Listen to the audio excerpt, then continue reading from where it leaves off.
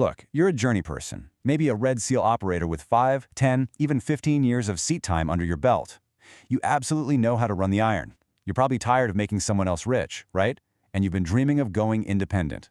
Well, welcome to this explainer. Today we're delivering a gritty, no-nonsense reality check straight from the owner-operator startup guide over at dirtschool.ca. This isn't some generic business advice from a college textbook. This is the blue-collar blueprint for actually surviving your first year in dirt work. Let's just get right into it. It is incredibly tempting to think that getting the keys to your very own excavator is the finish line. But the honest truth? Signing that financing paperwork on the hood of a pickup truck is literally the easiest part of this entire journey. The real threat to your survival out there isn't figuring out how to dig a trench.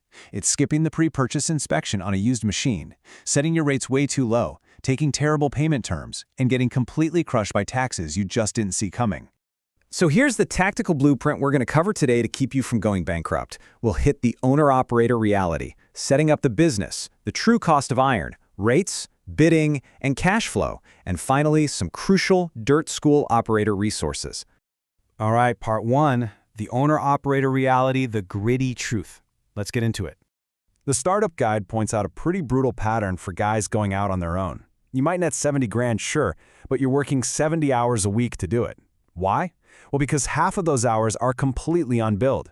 You're spending your nights and weekends chasing down invoices, fixing broken hoses, hunting for your next job, and just getting totally buried by the bookkeeping. Combine all that with skipping WCB and a proper setup and setting your rates at bare survival level. That's exactly why most guys end up back in someone else's equipment within 3 years. The business side of this matters just as much as the seat time. Moving on to Section 2, setting up the business, built to last. Here is a golden rule. Do not scale too fast. The most successful owner-operators follow a very specific sequence. For year 1, you operate as a sole proprietor. This lets you test the viability of the business and minimizes your initial setup cost. Then in year 2 and beyond, once you've actually proven the concept and you're earning enough, that's when you incorporate. That's when it'll save you real tax money. The guide heavily urges you to just spend the $150 to $300 on an accountant right out of the gate. That 1 hour of advice will literally save you thousands later by keeping you from choosing the wrong structure. Now, before you turn a single key, you've got some bureaucratic hurdles to clear. You need a professional business name, so no, not just Mike's Dirtworks Bro, and you need dedicated business banking, so you are never mixing personal and business money. But here's a massive tip straight from the guide. Register voluntarily for GST or HST from day 1, even before you hit the mandatory threshold. Why?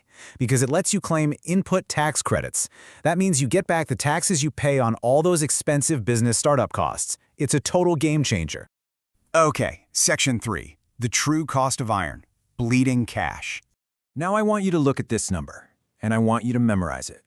$103,440. According to the Dirt School Guide's breakdown, this is the estimated annual fixed cost for a single machine operation. This is what you owe before you turn a wrench, before you earn a single dollar, and before you even think about paying yourself. Let that sink in. Let's break down exactly where that bleeding cash goes every single month. You're looking at about $1,250 just for insurance. You absolutely need to hold back at least $800 in a repair reserve for stuff like undercarriage wear or major failures. Your accountant and bookkeeper, they'll run you around $400 plus another $200 for licensing and telecom. And listen closely here, fuel, routine maintenance, and your own wages aren't even on this list yet. This is literally just the cost of existing. Just imagine sitting at your kitchen table, staring down your commercial general liability and inland marine paperwork. It is a massive expense, and yeah, it's incredibly tedious to read through, but skipping this proper setup is basically corporate suicide. These insurance policies, they are absolute non-negotiables. You need commercial general liability. We're talking a $2 million minimum, $5 million aggregate, which is going to cost you roughly $2,000 to $5,000 a year for a single machine. Then you've got equipment insurance, usually sitting around 1.5 to 3% of the machine's value. So if you finance a $245,000 excavator, boom, that's another $3,700 to $7,350 annually. And you've got to make sure your policy covers replacement cost, not just actual cash value, and it has to include rental reimbursement. If you underinsure yourself, one bad day on site will wipe out your entire future. No joke. Let's jump to Section 4.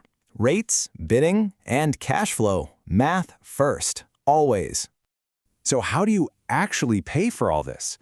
Well, based on realistic 2026 hourly benchmarks, straight from the guide, a 5 to 8 ton mini excavator should be pulling about $125 to $175 an hour. A D6 dozer is up there at $180 to $260. Keep in mind, though, these are averages. Regional multipliers apply. If you're operating in an expensive urban area, say the BC Lower Mainland, you need to bump those numbers up by 20 to 30% just to survive. And this brings us to a really dangerous psychological trap for new owner-operators. You see a job posted, you get hyped up, and you bid aggressively just to guarantee you secure the work. But you've got to stop and ask yourself, are you bidding just to win the job, or are you bidding to actually survive as a business?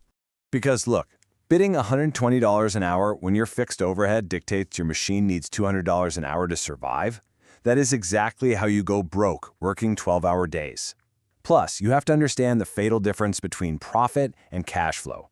Profit is just a number on paper. Cash flow is actual money in the bank. If you start jobs without a written scope or contract and you take 60-day payment terms from a contractor, you are literally floating their business with your fuel and your sweat. You'll end up chasing invoices instead of running your machine. Learning to walk away from bad jobs is a critical survival skill.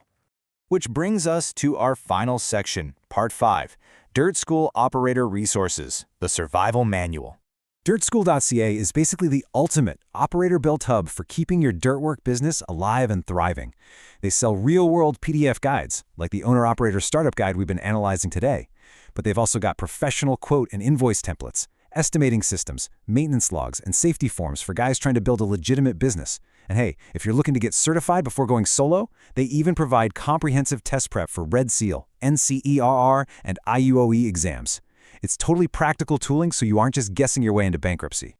Now, on top of all those premium guides, Dirt School also offers a 100% free web app called the Operator Toolkit over at dirtcalculator.ca. This thing is amazing. It handles cut and fill calculations, trench volumes, fuel burn tracking, and it acts as a daily logbook that exports straight to a CSV file. And the best part, it works completely offline in the bush when you have absolutely zero cell signal. It completely replaces paper logbooks and doing mental math for fuel burn.